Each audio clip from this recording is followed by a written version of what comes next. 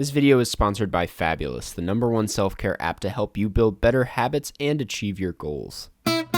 Happy 2022, everyone. Welcome to another episode of What I Watched This Month, December edition. New year, same old series. So many movies to talk about. Let's get into it. I started with that new Beatles documentary, Get Back. As someone who is sort of into the Beatles, I enjoyed this. I'll be honest, I only really watched this whole thing because my mom wanted to watch it, but I ended up really entertained and interested in the process these lads went through. The rooftop scene was such a good time. I think Ringo looks very bored and very cool. I walked away wanting to listen to the Beatles more often, which is probably one of the biggest reasons this exists. Ringo writing Octopus Garden was the sweetest moment in the whole thing. Then I watched King Richard. I was kind of bored by King Richard. I mean, it really isn't a bad movie, but it's one of those that just is not for me. I can see this film being really inspirational and appealing to kids, maybe even certain tennis fanatics. I thought Will Smith was fine, even though his performance felt more like someone going, I am acting, rather than actually, creating a character through their performance. He felt kind of one-noted in my opinion. The cinematography is warm and inviting. The film is certainly watchable and will definitely be some people's thing, but it's truly not for me. And you know what? That's okay. Then I rewatched Another Round. I will always find a lot of comfort in this movie. The chemistry these lads have is some of my favorite out there, and the story always tugs at my heartstrings. If I could go back, this would be my second favorite of 2020. And I watched The Power of the Dog. I talked a little bit about this in my favorites of 2021 list, but I'll briefly recap and say this is one of the best slow burns out there and one of the best movies of last year. It's a very unsettling movie with great performances, great sound design, great cinematography, and great everything else. And I watched The Rescue. Now this is by the same filmmakers as Free Solo, and I'd go as far to say this stressed me out even more than that did. It tells the story of that rescue mission to save the boys' soccer team from being trapped in that cave. Remember that? And oh my god, wow. You see, I'm a claustrophobic person. I also have a phobia of being underwater in dark spaces, and to combine the two, oh man. All that aside, you truly cannot deny that the way this is edited and filmed truly makes it one of the greatest achievements in documentary filmmaking. It's kind of amazing that this exists and that they were able to put you in the same stressful situation while you're sitting on your couch, not in a cave. And I watched House of Gucci. I wanted to love this. I really wanted to love this, and I was so ready to tell all of you that you were wrong. But nah, this movie isn't awful. Well, no, it is. It's bad, but it was fun because of that. I did have a fun time. The biggest issue with House of Gucci isn't the fun performances that all feel like they're in a different movie. It isn't the goofy-ass script. It's the cheapness of it all. The film feels extremely cheap and rushed. The color grade is hideous, truly one of the worst grades I saw all year, and the cinematography itself was just really bland and lacking in any sort of vision, which sucks because if there was even a tiny bit of care and artfulness brought to the table in the technical sides of the film, specifically the post-production, this could be a really good movie. An Italian with a capital I crime film starring Adam Driver, Lady Gaga, Al Pacino, and Jared Leto? How could it lose? It doesn't entirely lose, no, but man, this could have been a really amazing movie, and it's not. Then I watched Puro Le Fou. I don't know. I've never been a big Godard fan. There was always something holding me back from loving all of his films. And this one felt like, for a second, like it would be the one that would change that. And yet,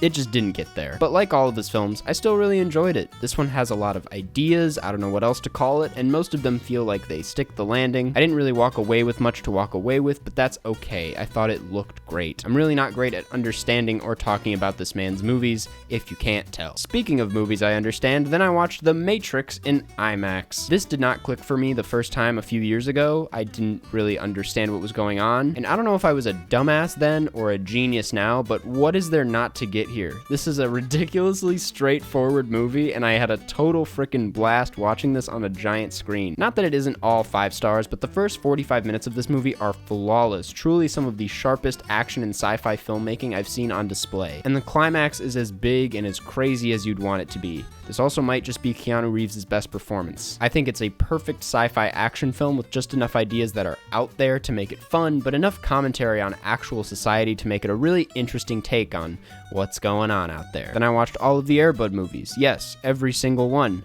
I have nothing to say about these. And I watched Licorice Pizza. I already dished some of my thoughts on this in my PTA ranked video, but I enjoyed this quite a bit. It's not his strongest, but even a lesser PTA is a good one. To keep it brief, I wish it gave me more and cut some stuff at the same time, specifically the racism. I get that the movie is supposed to be looser on its feet, but I really wish the relationship between these two had a bigger arc than it had. But all that aside, it's one of his funniest and one that I'm sure will have lots to offer on a rewatch. I am glad glad I am not a teenager anymore. Then I watched Drive My Car. Also talked about this in my top 20 videos, but I enjoyed it. Very long, but very essential. It's giving me Synecdoche, New York because of a depressed playwright. The cinematography and light jazzy score is so soothing to watch. It'll probably win Best International, and I recommend it. Then I watched The Matrix Reloaded. I know everyone kind of hates the sequels, but I had fun. I think this had better action than the original. Yes, I think the Agent Smith army was fucking awesome and hilarious. And the car chase scene with the dreadlock twins, I honestly don't know how you couldn't enjoy those scenes. And the rest is good too. It's definitely a little bit goofier and certainly a lot dorkier than the original. It also kind of shoots for the stars, which is probably why a lot of people just didn't click with it. But it remains a very entertaining movie that expands the world in a relatively graceful way. And I watched Network. For the first hour of this, I was convinced I was watching one of my new favorite movies ever, because the first hour is chaotic and funny and theatrical and weirdly relevant, and then it kind of doesn't go anywhere. I mean, it does, but it slows down in a way I really hoped it wouldn't, because once it loses you, it loses you. And once you're snapped out of the really chaotic world they live in, you stop caring about the world the same way the characters themselves do. I love Faye Dunaway, and it's still amazing that it gets away with being a we live in a society movie without ever being corny. And I watched The Lost Daughter. This is Maggie Gyllenhaal's debut, and you know what?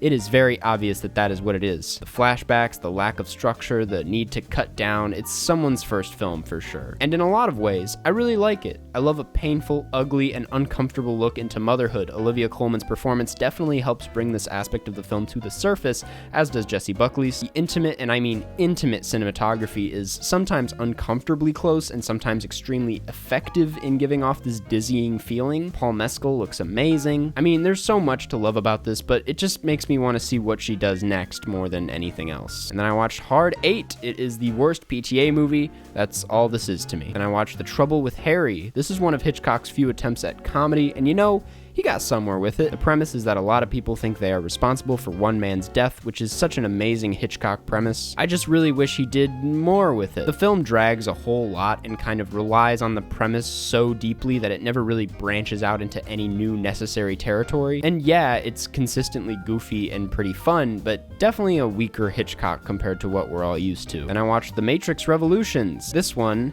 I can't defend. I did not really enjoy this. I will come clean. I don't like The Matrix when it spends a lot of time in Zion, and pretty much this whole movie takes place in Zion. The whole movie feels kind of stuck and unsure of what it's trying to do or say, and I just never came around to it. Even the action was boring. That's all I gotta say. Then I watched Frosty the Snowman. Was not a Frosty fan as a kid, and I'm not a Frosty fan today. No offense to the fandom, but I'm glad he's dead. Then I watched Don't Look Up. I plan on doing a standalone video for this film because I do have a lot to say about it. I think it's a film that offers so little, but at the same time makes me want to talk about it in length, so I'll hold back until then. For now, I'll just say I think Timmy should do more comedies. He is funny, and it's time he embraces that. Then I watched The Scary of 61st. The conversation and hype around this film was more interesting than the film itself. This has been pitched to me as like a future cult classic that is mega controversial and is truly, it's just fine. You would think a movie about two girls who accidentally move into Epstein's old apartment would be pretty insane, but it's not really. The acting is not amazing. The dialogue is really cringy a lot of the time. The shock value is not there. Don't get me wrong, it does have its moments. One of the main characters masturbates on his front door at some point, and that was kind of hilarious. There's a lot of weird humor and anger and aggression being let out in this film, and I hate to repeat myself, but it makes me excited to see what Dasha makes next. But for a movie that treats itself this filthy when it isn't,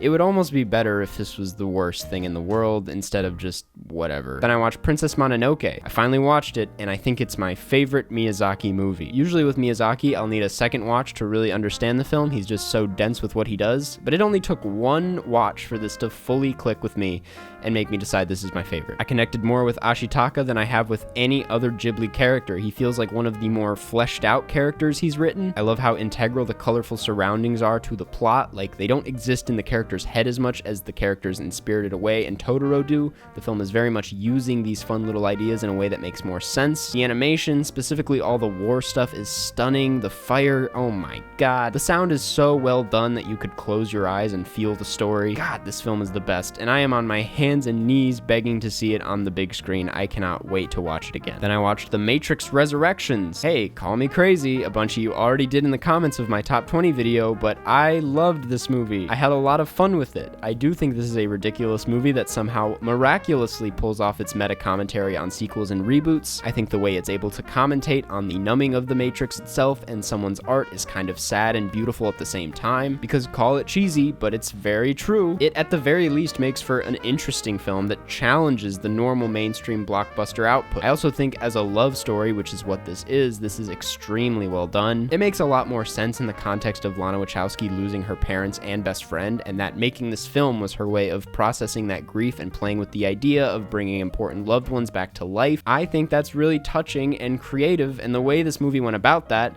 was really nice. Not to mention, it's a ton of fun. The film is modernized in a way that doesn't take away from the original vision of The Matrix. No, it doesn't look as gritty and 90s as that, but it still looks good. The trailer alone might be the best trailer I've ever seen. Some of it flew over my head, because of course it did, but it never took me out of the story, and with how much fun this was having, I have no problem revisiting this over and over again throughout the rest of my life. Then I watched When Harry Met Sally. I don't have a whole lot to say about this other than cute, funny, and Sally deserves better. Then I watched The Power of the Dog again. This, more than anything, needs to be watched a second time. If you haven't seen it a second time, get on it, because as expected, I picked up on so much after knowing how the movie ends and what is actually going on. That's all I'll say because I don't want to spoil it, but it's just such a good rewatch. Then I finished the month and year with Summer of Soul. Really well edited and energizing documentary full of amazing music. I'm really glad this exists, and I hope Questlove does more work in film, because my god is this a good one. It's a beautiful reminder of how powerful music, film, and art in general can be, which I think made it a perfect film to end the year with. And you know what? That's what I watched this month. What'd you watch? Let me know. Thanks for watching. Go watch all these films and form your own opinion. And before you head out, I want to thank this week's sponsor, Fabulous. Fabulous is a self-care app that makes it easy for anyone to develop and then stick to healthy habits. They have two approaches. The first is self-guided, which is if you already know what your healthy habits are and you just need help kind of building them and creating a routine with them. And the second approach is guided, habit coaching. There you can use programs to help reach your objectives, and if you're a premium user, you get access to coaching sessions which help you develop your motivation, as well as access to their content library, which has tons of science-based exercises for fitness, meditation, productivity, and more. This personalization is honestly one of my favorite parts about Fabulous. It really makes it your own thing to help you get where you need to go. And I also love how, unlike other self-development apps, it's a lot gentler, a lot more fun and rewarding. It's supportive. Fabulous has your back. Every year, most people set New Year's resolutions, but around 80% of these will get abandoned in the first 2 months. The best way to succeed with your resolutions is to turn them into tiny habits and stick to them thanks to the Fabulous app. Developed by behavioral scientists at Duke University, Fabulous has guided journeys to help you with common resolutions like improving your sleep, getting more exercise, or eating healthier. There's no shortcut to changing habits. With your resolution this year, consider a proven, affordable, sustainable, long-term approach to changing your life. One that builds on your successes. My New Year's resolution is to be more active because I spend a lot of time sitting at this desk. And Fabulous has helped me kind of set a schedule for that, whether it's stretching in the morning, exercising in the afternoon, who knows what the night has to offer. It's turned my schedule into less of a, oh, I gotta work tomorrow, and more of a, hey, I get to go biking tomorrow. Start building your ideal daily routine. The first 100 people to click on the link will get 25% off a Fabulous subscription. Thanks for watching, and I'll see you all in the next one.